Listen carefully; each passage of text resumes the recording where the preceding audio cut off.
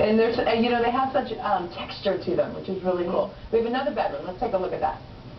The before and after. And this is a master bedroom. It has beautiful luxe bedding, but it's just missing something. It needs a little punch of color. It's a little monochromatic. Okay. So what we did is we brought in the red art, and then back in the bathroom you can see another piece of art. So your eye is carried backwards, and they're both working together, even though they're in different rooms.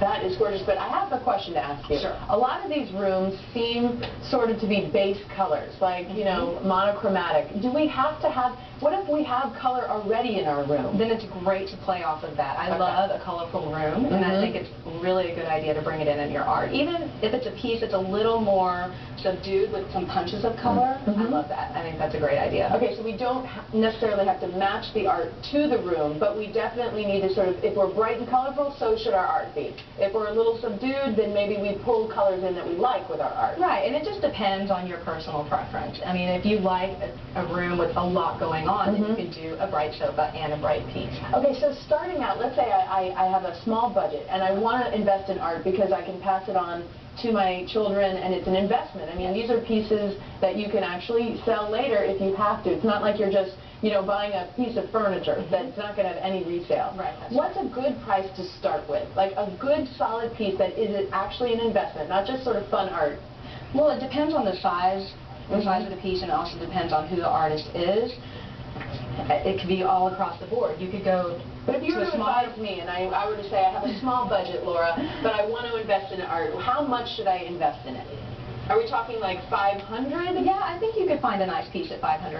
It may be a smaller piece, but if it's a good piece of art, it'll have a lot of depth, be something that you absolutely love and respond to.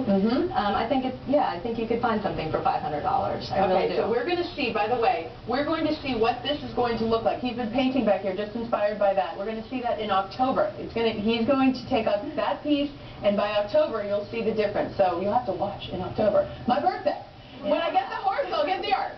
All right, but you can see some of his work, and you can talk to him this Thursday from 6:30 to 8:30 at Laura Yu's studio. It's on Westheimer, and it's right next to a cupcake place.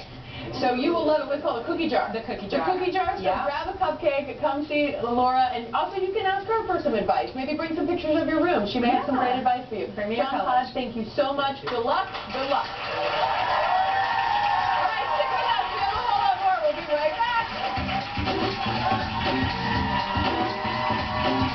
Artist John Todd be able to paint a masterpiece by the end of the show?